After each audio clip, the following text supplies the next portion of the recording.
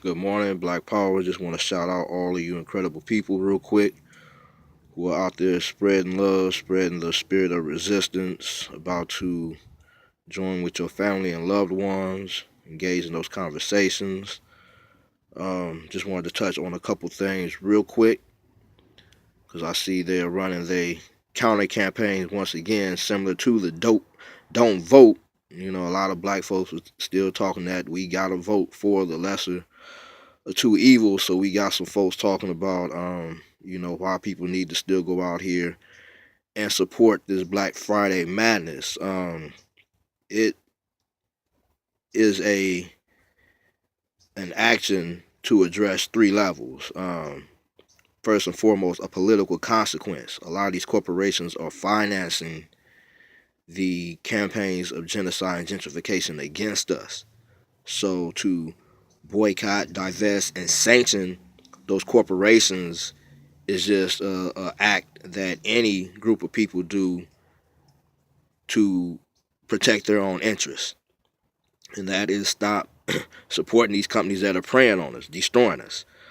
Second is redirecting a lot of that support to our own businesses, our own industries, our own black companies. Um, the areas where people feel they have to continue to do business out of necessity with these white nationalist corporations exposes where we have to invest and claim a greater stake for black businesses. You know, a lot of technology is sold on Black Friday, so we need more businesses of black technology. Over the past few years, a lot of black toy companies have surfaced because they saw the area where black toys were needed. But again, we have to divest and stop doing business and start looking and investing in building up those alternatives. And lastly, but ultimately, is to break down a lot of the consumerism that has been cultivated in people under the capitalist system that pushes people to consume in excess.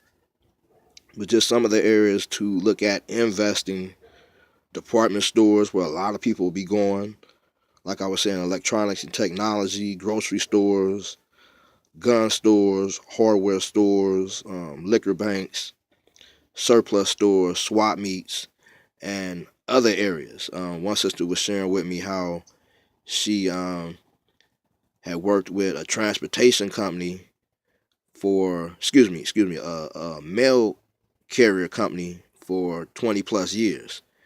And because one of her coworkers saw her going to a medicinal cannabis spot and ran back and snitched on her, you know, she was relieved after 20 plus years of working for this company. Said her sister, after 20 plus years, was also relieved for coming in late, like a minute and a half. But that again exposes there's no loyalty, there's no true commitment on behalf of white nationalism for us.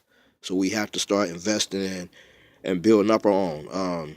Also, I noticed they got a lot of celebrities heading these campaigns. Those of us in the trenches been pushing for years, so you know they can bring more attention to it, but we cannot allow them to misdirect it, co-opt it. One of the people I see this year involved in the Blackout Black Friday is Jesse Williams.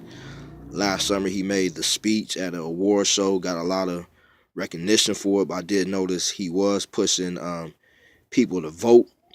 So again, he's connected to the system and has a different set of politics. So you know, just be mindful of that. Also, they're running a fake news campaign, basically trying to suggest a lot of us who put out information in contrast to what corporate media is putting out. They're now trying to confuse people and suggest we're the ones with the fake news. But remember, they're the ones who told you and try to convince you about weapons of mass destruction. And the same presidential administration that told you about, lied to you about weapons of mass destruction is the one who told you supposedly what happened on 9/11. So you got to know corporate media is right in pocket with the agenda. And again, that agenda is preying on all of us. Also, recently, the past week, I was told there's been 5 shootings of police. I'm only familiar with 2 of them, somewhat.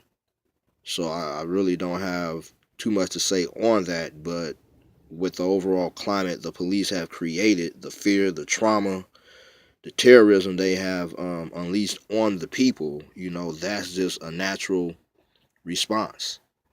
All of us who have been terrorized, who see it happening daily, again, we have to take the duty upon ourselves to better organize to deal with that. So, what exactly happened in those incidences, I don't know, but just objectively, yeah, it's a response to the atmosphere they have created. But everybody out there, enjoy your loved ones and the best you can. You know, conversate to them about what's happening and start making your plans for moving forward with them. All power to the people.